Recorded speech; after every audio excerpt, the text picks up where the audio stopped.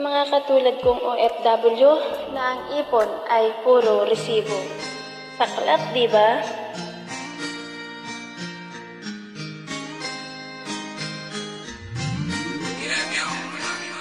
Sa mga nag-a-abroad, walang naiipon na sahod. Pamilya ay iniwan na upang iahon sa kahirapan. Magpagkahirap sa trabaho, magtitiis para may sweldo, pero hindi pa rin yumayaman. Kaliwat kanan, baon sa utang.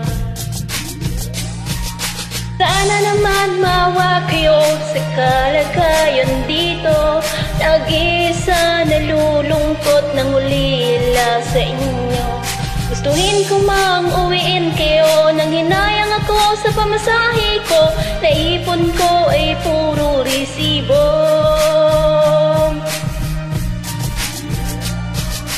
Sana'y magtipid kayo sa mga perang pinadala ko. Barya-barya na lang natitira, pagsamo ko ay damhin nyo.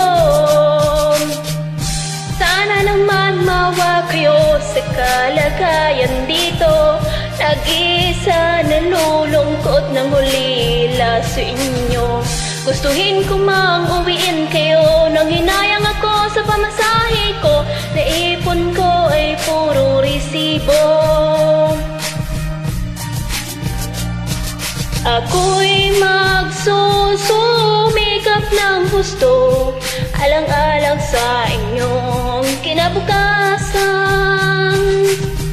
Kayo'y iaahon ko, kakayanin kong lahat.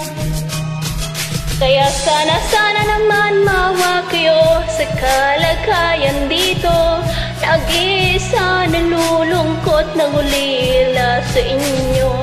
Gustuhin ko mang uwiin kayo, nang hinayang ako sa pamasahe ko. Naipon ko ay puro resibo. Sana naman mawa kayo sa kalagayan dito. Nag-isa nalulungkot ng ulila sa inyo.